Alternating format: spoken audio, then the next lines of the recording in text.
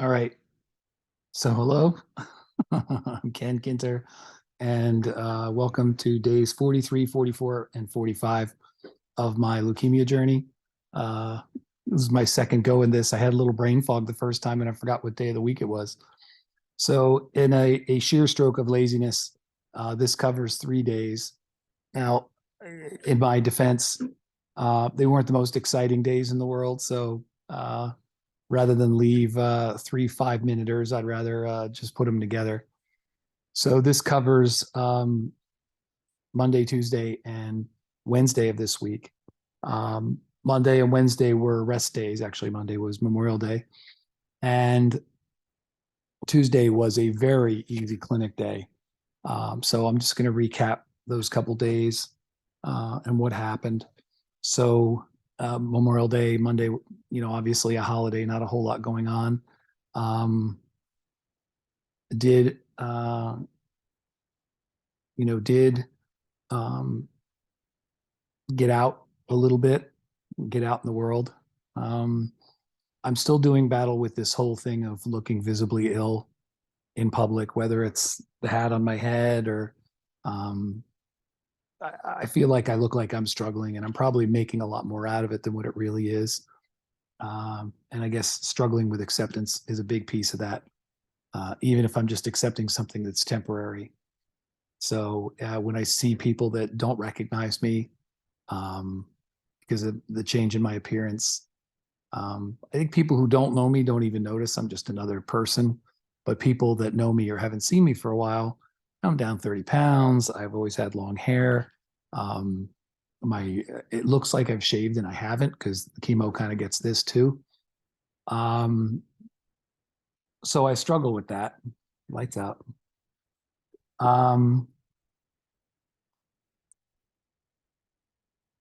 let's try this again.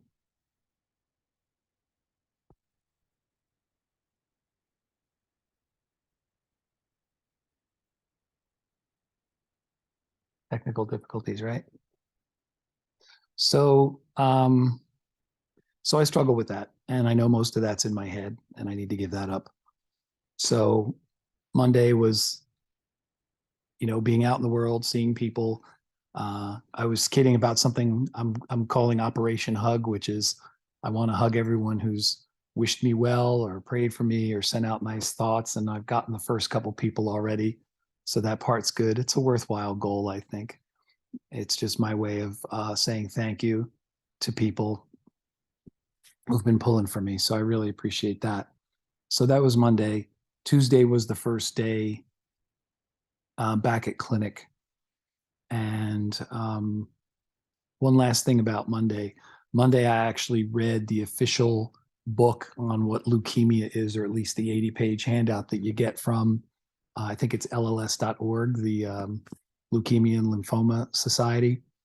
I finally read the book on it because, as I mentioned, I've done day to day and procedure to procedure, and I deliberately have not been thinking about long term on this.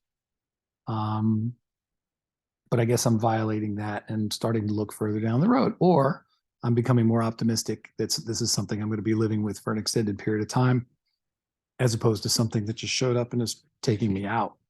So I read all 80 pages of it, and it captured a lot of the stuff that I knew, but captured a lot of stuff that I didn't know.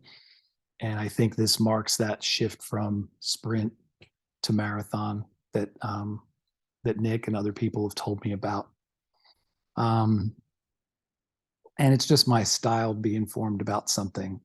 This one day, one procedure at a time is crisis mode, and I think it's a logical place to start. But it's not. I don't know how sustainable it is. But when things get bad, I pull right back to it again. I'm not looking up life expectancy. I'm not interested in any of that because I don't want to put myself in the average. So Monday, Paige was with the horse and I had some time. So I did some reading and just tried to educate myself on what's going on because I guess I didn't really like not knowing what was going on with the illness or not knowing the illness that I have. I spent 30 years plus in mental health trying to get people to understand what their diagnosis is, whether they agree with it or not. So I guess I better know my own, right? So Tuesday was a clinic day. Met with the doctor that was my original admitting doctor, which was nice. And my numbers tanked, of course, because of the chemo. I left the hospital in good shape, but with a couple doses of chemo recently on board. So, of course, they burn the field again. So I'm neutropenic again, and all that stuff. Low white blood cells, low neutrophils, low platelets, all that stuff. And now we build. Now we rally. Hopefully. In fact, we'll find that out tomorrow because I have another appointment tomorrow. So saw the doc, and she laid out for us much more specifically than she has in the past about, you do this one cycle of chemo with the 2 stages in it, 1A and 1B, and then the induction part of it. And then after that, they do tests to decide whether I go through cycle 2, or whether you go right to the transplant part, or, or is 2 even worth doing? So what they're going to do is schedule the tests. And then when the tests come back, and the tests are another bone marrow biopsy, which is scheduled for about, I got almost 3-4 weeks from now. And a test for MRDs, which are minimally resistant diseases that kind of hitchhike along, and that moves you closer to the transplant part and away from subsequent rounds of chemo. She talked about not necessarily having to go through 4 full rounds of chemo, and possibly going to something that's more monthly. So she gave me a little more hope than I'd had, but she also gave us some sobering information about, me not being able to drive, and about being neutropenic again. And so it was guardedly optimistic. They seem happy with the way I've responded with things, and nothing critical's happened. They haven't transfused me, so I'm hanging in there. They haven't readmitted me, so I'm hanging in there. I'm still alive. So, these are all good signs, right? So Tuesday was a real mix. It was a very easy day. It was a fast day at the clinic, much faster than we're used to. So we had time to hit a great Mexican place, not far from the hospital. Mexican food, spicy food always makes me feel better. It's probably the closest. That and music are probably my antidepressants. So we found this great place, and it's not far from the hospital. So that's a nice treat if I'm feeling okay, or if I have a really rough day. Usually when I have a rough day, I come home and nap, and I don't want any part of anything, but it's nice to have that option there. So that was Tuesday. Today was a day of rest. My buddies Tom and Steve came over and visited, on the porch.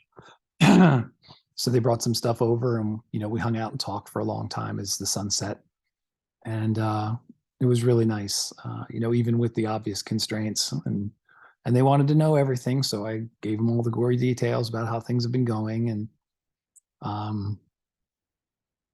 and I know, cancer has been involved in their lives too. So, you're kind of treading softly, because, I'm sure that there's a part of this that's like, oh my God, not again, for them, which I can relate to. So that part was nice, and it's always good to see people. I mean, the support always feels good. The other piece is, as this goes from a sprint to a marathon,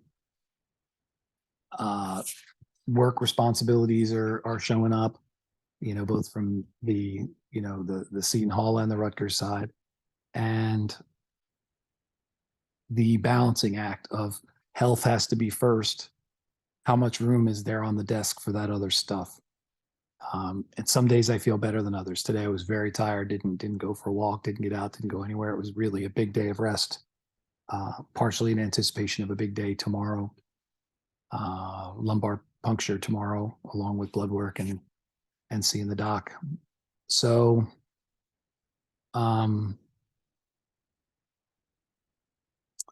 yeah, it's hard, because your commitments don't really care what kind of shape you're in. So I have to translate from, okay, this is what my body's capable of today, For example, I got dizzy today when I was getting ready to take a shower out of nowhere. It was just part of the day. And for a minute, I was like, oh boy, I'm not in as good shape as I think I am. I had all sorts of grandiose plans for today, made a whole to-do list and everything, which I did none of. I'm lucky to be doing this after 3 days. So there's this piece where I need to translate to my body what's going on. So, so yeah, that's been difficult because my tendency is to go right back to work, go right back to doing what I was doing, and overdo it. Not so smart. But I didn't do that today. Today I erred on the side of food and rest and just getting myself back together again. My goal is to be as close to 100% when I show up at the hospital. That's it. Whatever test they do, whatever they're going to do to me, I want to be 100% when I walk in the door. I'm not going to be 100% when I walk out the door. They're going to take a piece out of me, literally and figuratively. But I just want to have enough to come back. And then, if I'm really lucky, I get a 3-day weekend. And then that's plenty of time to rest up. This is like one day in between, despite the easy day. So it's like, I guess most people have work days and days off. And I have hospital days and days off, and they're different. It's a whole different thing. I'd rather have work days and days off, but that's what I'm fighting to get back to. So that part has been good. Side effects have been okay. The hair loss is slowed, but you can see how thin it is. It's in patches. There's patches where it's come out, and it doesn't even feel. It feels like baby hair at this point. It doesn't even feel like my hair anymore. So don't be surprised if this happens, but I'm going to hang on to my hair, my vanity a little bit longer. The last piece I'll talk about is I'm near the end stage of my dissertation. And it's one of those things that when I was doing the living day-to-day thing, I didn't think about it much at all. If I only had a couple months to live or a year to live, I wasn't going to spend it doing this dissertation. But if the forecast looks like years, I'm theoretically a couple months away from being done this thing, but that's going to take some work. So I talked to Michelle, a colleague of mine and someone who's on my dissertation team, just to bounce it off of her. And I think we came up with a plan of action, which I'm going to put into practice next week to tentatively move forward on the dissertation, but in a very light way, not jumping back in with both feet, which is a very bad habit of mine. So, there's the desktop, and then there's these things that are oozing onto the desktop. And I'm trying to be very mindful and very careful and listen to my body about what I'm capable of and not bullshit myself. So that's pretty much where things are. The next couple of weeks are going to be really critical about what my treatment is going to look like going forward. Am I going to be doing this the whole summer? Do I move into maintenance mode? Am I going to end up getting a transplant? Am I going to be treatment refractory? All these questions are going to get answered in the upcoming, actually this month. Today is now June 1st. So they're all going to get answered this month. And at the end of this month, I turn 56. And it doesn't feel very festive in terms of a birthday, but I feel like I've fought for this one. I think almost all my birthdays up until now, I expected them. This one, the outcome was in doubt for a long time. For the last couple months at least, we're almost to 2 months since I got sick. So got to talk to some old friends today too, and some new friends. So that part was nice. So, okay, rambling is happening. So I am going to get some sleep. I'm going to go to the clinic and kick ass tomorrow. And then hopefully my reward will be an at least 3-day weekend. Dare I hope for 4, but 3 would be great. If I have Friday, Saturday, Sunday, I will be deliriously happy. My wife has a big horse thing that she's doing. So she is doing some self-care stuff. and that will I will have a little more time around here. I'm trying to be a little more independent, a little more helpful around here. So that's the other part of the backdrop. But anyway, I'm going to go to bed. You have a wonderful one, and I hope this finds you well. And I will try to put the link in for that booklet that I read. So if there's it's kind of everything you wanted to know and didn't want to know about leukemia and lymphoma. I do not regret waiting this long to read it because I wasn't ready. And my one day at a time, one procedure at a time thing was working. But whoever's seeing this video might not be that kind of person. You might be the kind of person where you want to read everything up front, you want to know everything, and the booklet is really, really great. It probably answers the first 100 questions that the average person has about leukemia and leukemia treatment. So I was very happy to read it. I've learned all of it by going through it. Some people might like it better if knowing it, going in the door, or maybe it makes for better questions. So anyway, for the third and final time, good night, be well, and probably catch you tomorrow. Tomorrow will be eventful. Take care.